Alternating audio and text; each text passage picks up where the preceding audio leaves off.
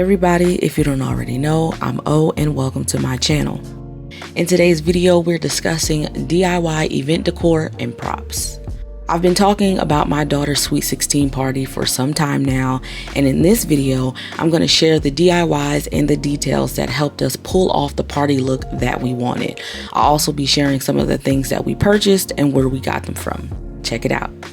The theme of the party was literally a Sweet 16, so everything from ice cream to cupcakes to cakes to lollipops to donuts, that would be what we would use as the overall theme. When it came to the venue, we had a few non-negotiables. It was important that we be present, not working per se, so we wanted somewhere that provided most of what was needed: the linens, the tables, the chairs, the staff, the food. We didn't want to provide those things. Choosing a venue with all of these conveniences, of course, comes at a cost, which means we have to be smart about our spending elsewhere. So we're going to get into some of the affordable ways that we created the party theme that we wanted. I knew that photo props would be like a great way to incorporate some impactful decor and just really personalize the party, but that would require some great photos. So we found an amazing photographer who took some beautiful photos of her during cherry blossom season. So that was just absolutely beautiful and perfect, and that was just the beginning. Once we got the photos back, we needed to come up with the easiest and most affordable way to display them. We had one banner and one poster printed at Walgreens. As I mentioned in my son's prom vlog, Walgreens has an adhesive option, which is really easy to just peel and stick. We mounted the banner vertically to a piece of insulation foam board from Lowe's. The banner costed about $25 with a coupon code, and the foam was around $20.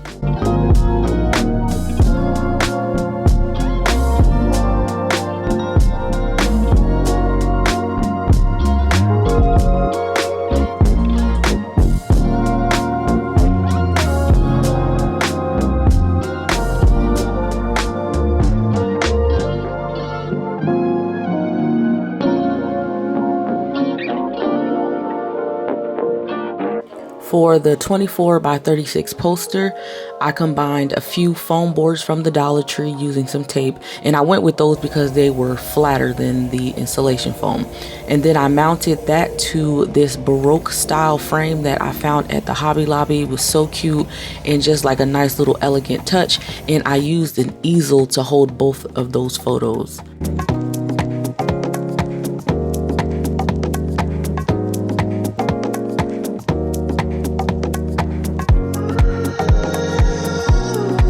The next way that we incorporated the photos was with the seating chart. After we finally figured out the seating arrangements, I found a company online that makes these like super elegant seating charts using your photos. So we just had to send them the list, the photo, and what we wanted the heading to be. The card box was another personal touch that was added using her photos. This one that I found on Amazon was an acrylic box with picture frames on each side of it, and it also had a lock for safekeeping. We even used the photos as a part of the favors for our guests. In keeping with the sweets theme of it all, I had individual treat boxes made for each guest, each including a chocolate dipped Oreo with her picture on it. Table numbers. I created the image on Canva, but the numeric donut graphic you see here, I found those online using acrylic frames from Amazon.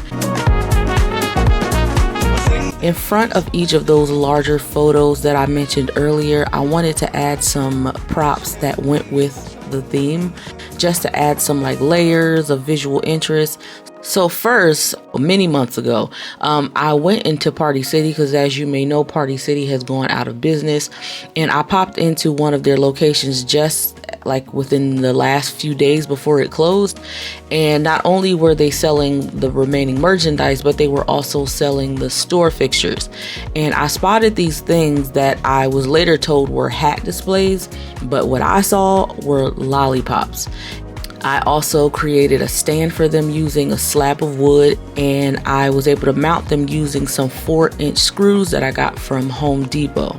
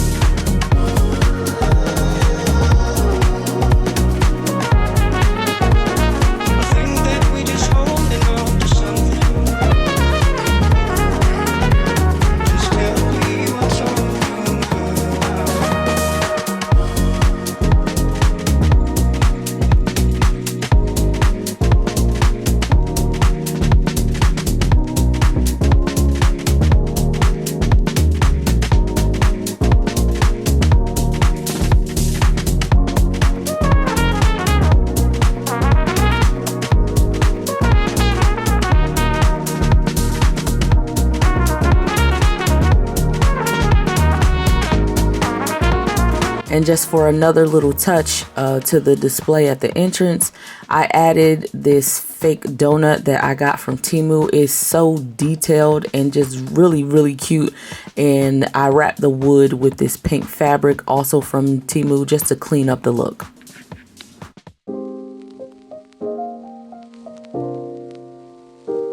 A while back, I purchased this tabletop arch from Hobby Lobby, and I wanted to incorporate it somehow.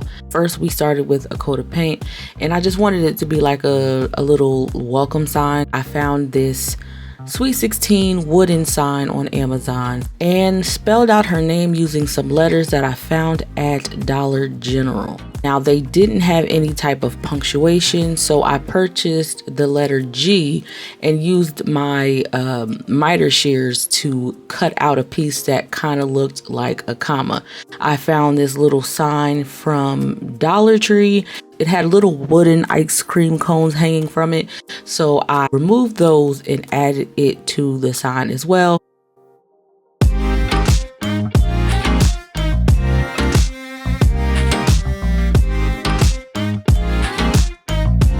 Really quickly, I want to thank you all for clicking on this video. If you are new here, welcome. I'm O, and here on my channel, I do tons of home decor and affordable DIYs and home improvement. I'm so glad that you are here. I hope you enjoy this video so much that on your way out, you will hit the like button, leave me a comment. And for those of you who are not super chatty in the comments, you already know that I already know. So if you will, please leave me a sweet emoji of your choice, ice cream, cake, donut, whatever you choose, in the comments, just to let me know that you are here. I'm so grateful for you guys and the community that has been growing here on my channel. You guys are the absolute best, and I couldn't do any of this without you. Let's talk centerpieces. I wanted centerpieces that looked like floral ice cream cones. Faux floral, of course, because fresh flowers were just not in the budget. So I figured that the trumpet or Pilsner shaped vases were the best way to achieve that cone shape. We secured 9 vases from 3 different Hobby Lobby locations. And again, on Amazon, I was able to find these bouquet wraps that had this waffle cone pattern printed on them. For the top of the centerpieces, I used 8-inch foam balls as the base, and then just used a variety of different pink florals to fill them in. Some of the florals came from a local discount store. I bought all they had. Also some from Michael's. Again, I bought all that they had, and luckily I got them around a time where the floral arrangements were at a discount. And then I also got some from Amazon.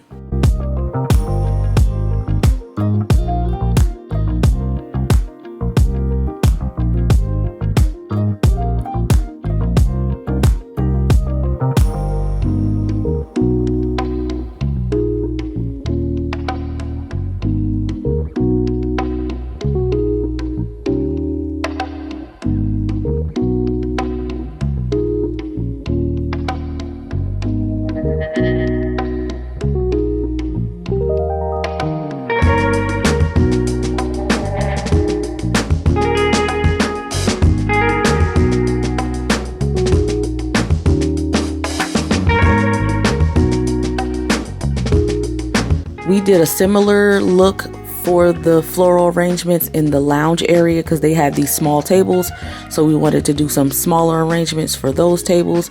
However, instead of the large vases, I purchased these little faux waffle cones from Temu and just filled them with small bouquets of pink baby's breath. It was so pretty. Also, some of you may remember a while back when I did some thrifting and I found a couple of different vessels that were also shaped like ice cream cones and some that were milkshake glasses. We did some arrangements in those as well. Because we had a photo booth, I wanted there to be some fun props. So I found these inflatable donuts, which were like pool floats at the Dollar Tree. And aside from the venue, one of the smartest things that we did was outsource the larger focal point decor. We also rented this neon 16 sign, and it also had an acrylic tabletop, so we used that for the gifts and the card box. Overall, I think the party's theme came together beautifully.